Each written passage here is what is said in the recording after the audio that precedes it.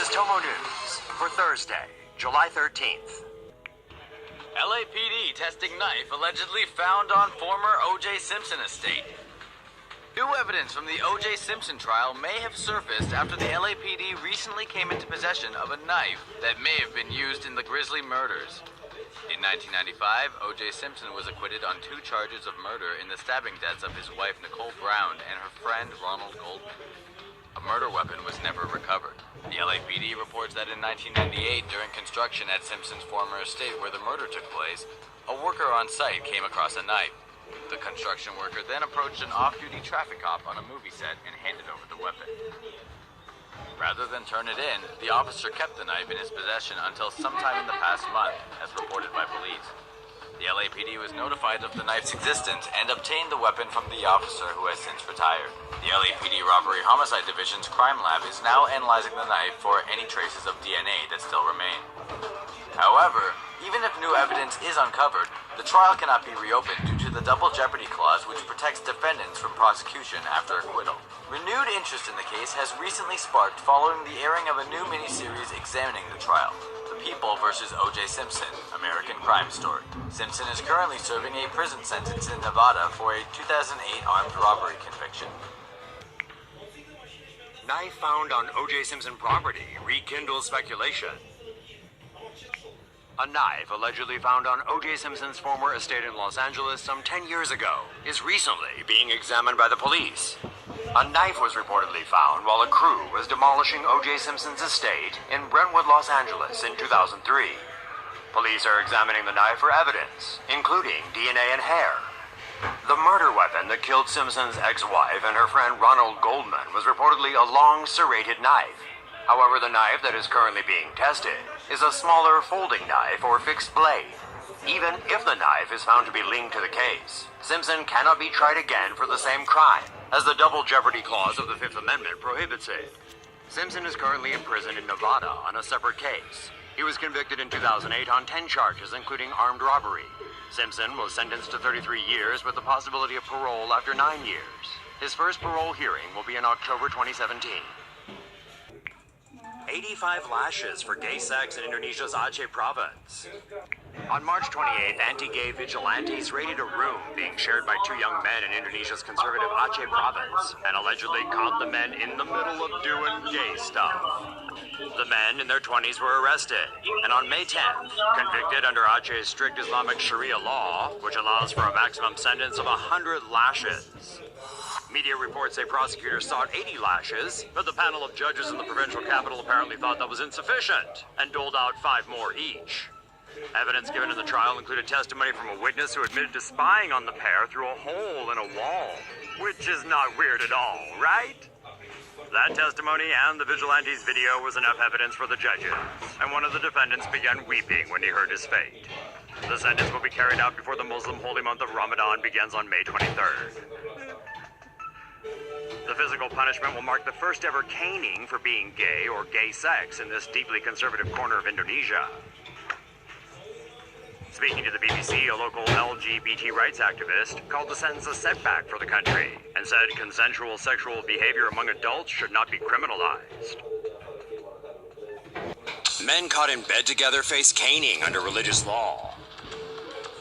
2 very unlucky men in Indonesia's conservative Aceh province have been arrested and face a public caning after they were caught together in bed. Video of the pair's capture last month at the hands of anti-gay vigilantes has gone viral. If convicted of gay sex under the province's religious legal code, they face up to 100 lashes. Trouble for the pair started when neighbors noticed them being suspiciously intimate. But to bust them for being gay, they needed hard proof. So late on March 28th, a group of young men gathered outside the men's room and burst in with smartphone cameras rolling.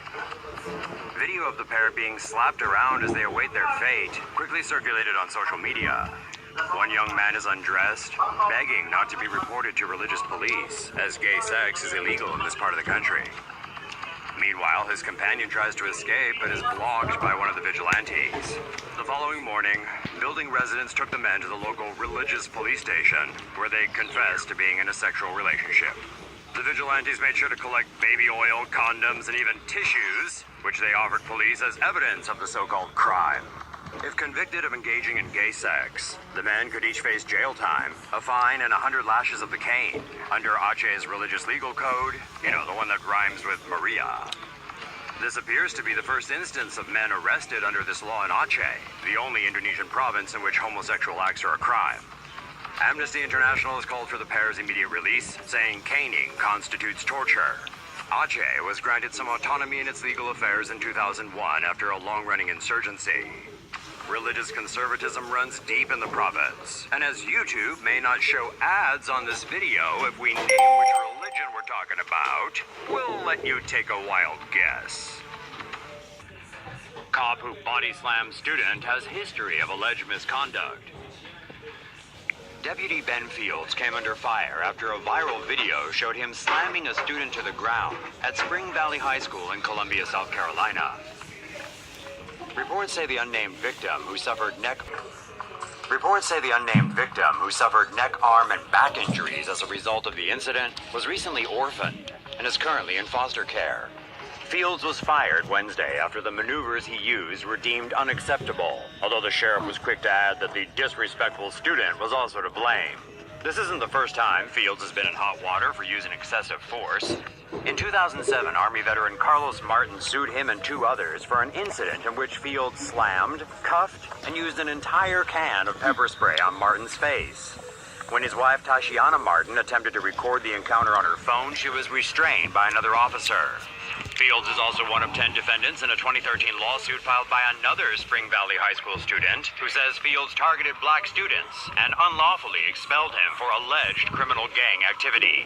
Richland County Sheriff Leon Lott defended Fields from allegations of racism, saying he had an African-American girlfriend and received awards for his work with students. UK man will finally get to try out his bionic tallywhacker. A British security guard is looking forward to losing his virginity at the grand old age of 43 after being fitted with a bionic manhood to replace the member he lost as a 6-year-old in a horrific traffic accident. Mohammed Abad from Edinburgh was fitted with his 8-inch-long robotic super schlong 3 years ago in surgery that involved taking a skin graft from his arm.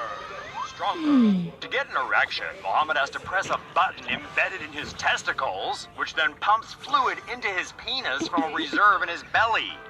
He married 2 years ago, but failed to tell his wife about his special shaft. She left him last year before the pair had sealed the deal.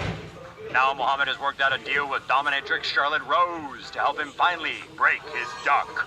Rose says she is honored. Let's hope for Mohammed's sake that nothing goes wrong.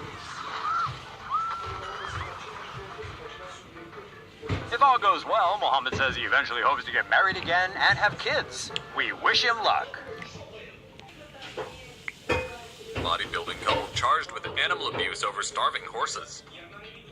Bodybuilders Alex Paez and Millie Cohen have been charged with animal abuse after 3 horses were found starving in their ranch in South Miami. As shown by this picture taken in 2014, the horses were once healthy. Not so much as a year later, when the couple's ranch was raided. One of the horse's hooves was so overgrown he could barely move. The couple's lawyer, Alexander Michaels, said in an interview that the charges were not a big deal, and that police should spend more time on human victims and child victims than on horses who skipped a meal. He really is a worthy representative of his heartless clients. A comment under the story on the Miami Herald reads, "These steroid muscleheads should be put on the same horse diet." The Web seems to agree. Fortunately, there are some people who do actually care about animals. The horses have been eating regularly and recovering at the South Florida Society for the Prevention of Cruelty to Animals. SPCA staff told the Miami Herald that the horses have gained weight and are friendly now, compared to when they were first brought in and were completely wild. Oklahoma school resource officer charged for punching 16-year-old student in the face. Glorified hallway monitor and 25-year veteran of the police force, Master Sergeant Thomas Jaha, has been hit with an assault and battery charge after allegedly punching a student in the face for not having a hall pass. The whole incident happened at U.S. Grant High School and was caught on surveillance camera on October 9th. The unidentified 16-year-old student was supposed to be in an assembly, but instead he was in the hallway without permission. The student reportedly ignored several requests to return to the assembly, and when Jaha finally caught up with him, the student took an aggressive stance and used obscenities, after which Jaha caught him with a couple of quick left said he called for help until school staff showed up. A spokesperson from the school said the boy was taken to the hospital by one of his parents to get checked out for injuries. School officials notified authorities about the altercation after watching surveillance footage. Jaha was put on paid administrative leave and has been charged with 1 count of assault and battery. Canadian sniper sets new world kill shot record. A member of Canada's Joint Task Force 2 reportedly killed an Islamic State militant in Iraq last month with a kill shot fired from a staggering distance of 3,450 meters. Canadian snipers work in pairs, usually with their observer partners. The sniper was using a Macmillan TAC-50 sniper rifle, which is the standard long-range sniper weapon of the Canadian military. The shot was fired from an elevated position. The bullet took less than 10 seconds to hit the target, who was more than 3,540 meters away. The shot is now the longest confirmed kill shot in military history. This record was previously held by British sniper Craig Harrison, who shot his target from 2,475 meters away. 2 other Canadian snipers, Rob Furlong and Aaron Perry, are now in 3rd and 4th place. They shot their targets from 2,430 and 2,310 meters respectively. U.S. sniper Brian Kemmer came 5th, with his record of 2,300 meters. The name of the sniper who set the record and the location of the kill shot were not revealed for operational security reasons. Canada is known for the quality of its snipers, despite the small size of the nation's armed forces compared to other countries such as the United States and Britain. Texas City Council votes to evict cat from library. The White Settlement City Council voted 2-1 to remove a cat who has lived in the city's library for the past 6 years. Browser the cat has been crashing at the White Settlement Public Library for over half a decade. His supporters say he's great for pest control and helps attract children to the library. Those against having Browser in the library brought up the issue of people with cat allergies. The mayor blamed the motion on a city employee who wasn't allowed to keep a pet puppy at work. Browser has his own Facebook page and has rallied 618 signatures on an informal library petition against his eviction. This is why we can't stand the government. And on a side note, White Settlement? What a surprise. It's in Texas.